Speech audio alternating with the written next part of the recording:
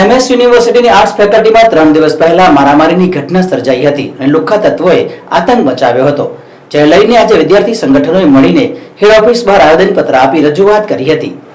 વડોદરા શહેરની હેડ ઓફિસ ખાતે વિદ્યાર્થી સંગઠનો મળીને આર્ટ્સ ફેકલ્ટીમાં 3 દિવસ પહેલા સર્જાયેલી મારામારીની ઘટના પર એમએસ યુનિવર્સિટીના સત્તાધીશો દ્વારા કોઈ એક્શન લેવામાં આવ્યું નથી અને લુખ્ખા તત્વો જે દાદાગીરી કરી રહ્યા છે તેના પર યુનિવર્સિટીના સત્તાધીશો રોક ક્યારે લગાવશે તે હવે જોવાનું રહ્યું। યુનિવર્સિટીમાં સત્તાધીશો દ્વારા 4 કરોડનો ખર્ચો કરી સિક્યુરિટી મૂકવામાં આવી છે, તે શોભાના ગાંઠિયા સમાન છે, જેને લઈને વિદ્યાર્થીઓને રજૂઆત કરવામાં આવી છે। જો સાંજે 6 વાગ્યા સુધીમાં મારામારી અંગે યુનિવર્સિટી દ્વારા એફઆઈઆર કરવામાં નહીં આવે તો આગામી સમયમાં ઉગ્રથી ઉગ્ર વિરોધ પ્રદર્શન કરવામાં આવશે। આજથી 3 દિવસ પહેલા આર્ટ્સ ફેકલ્ટી ખાતે એક વિદ્યાર્થી દ્વારા બીજા વિદ્યાર્થીને મારી નાખવાનો પ્રયાસ કરવામાં આવ્યો છે, જેનામાં એ વિદ્યાર્થીના માથે એનું માથું ફૂટી ગયેલું છે છતાં 6 થી 7% વાળ આવેલા છે। આ સમયે યુનિવર્સિટીની સિક્યુરિટી ત્યાં હાજર હોવા છતાં યુનિવર્સિટીની સિક્યુરિટીએ કોઈ એક્શન લીધો નથી। બીજી વસ્તુ, પોલીસ તપાસમાં એવું જાણવા મળ્યું છે કે ત્યાંના સીસીટીવી એક પણ રીતે કામ કરતા નથી। અને ત્રીજી વસ્તુ, યુનિવર્સિટીએ પોતાની રીતે કોઈ પણ જાતનો ડિસિપ્લિનરી એક્શન આ વિષયે લીધો નથી।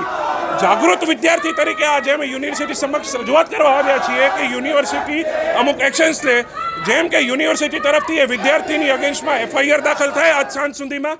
બીજી વસ્તુ કે જે 4 કરોડના ખર્ચે સિક્યુરિટીને જે ટેન્ડર અપાયો છે એ ટેન્ડર આજના દિવસે ટર્મિનેટ કરવામાં આવે। ત્રીજી વસ્તુ, જે વિદ્યાર્થીઓ યુનિવર્સિટીમાં આવા અસામાજિક તત્વો બનીને આવે છે અને બીજા વિદ્યાર્થીઓને જાનથી મારી નાખવાની ધમકી આપે છે તથા વિદ્યાર્થીઓના માથા ફોડી નાખે છે, એવા વિદ્યાર્થીઓને યુનિવર્સિટીમાંથી રસ્ટિકેટ કરવામાં આવે।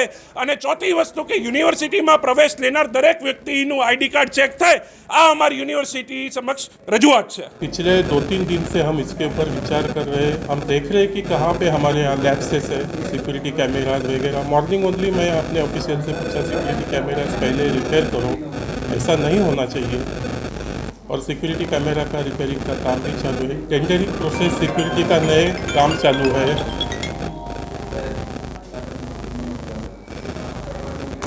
तो सिक्योरिटी का tendering activity already on going है। तो नया सिक्योरिटी आएगी तो हम इम्प्रूव करेंगे सिक्योरिटी की, बाय कोई बाहर का आदमी ना जाए, स्टूडेंट को एक्सेस मिले, ये सब हम देखेंगे। जो भी एक्सेस है हम दूर करेंगे। आज क्या वो लड़का है बासु, उस पर क्या एक्शन लिया है?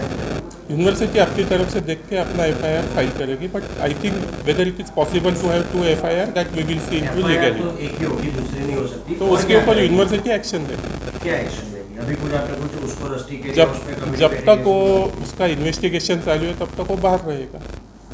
कैसे आप नज़र कैसे रखोगे? क्योंकि यूनिवर्सिटी में आई कार्ड तो चेक होते नहीं। वही था जो सिक्योरिटी लैप्सेस का ही वो पार्ट है। आई कार्ड वगैरह सब सिक्योरिटी एजेंसी नहीं आएगी तो सब चेकिंग चालू हो जाएगी। नहीं आएगी तब तक वो घूम सकते हैं। तब तक नहीं, तब तक जब जहाँ तक हो सके हम अपनी तरफ से कोशिश करेंगे।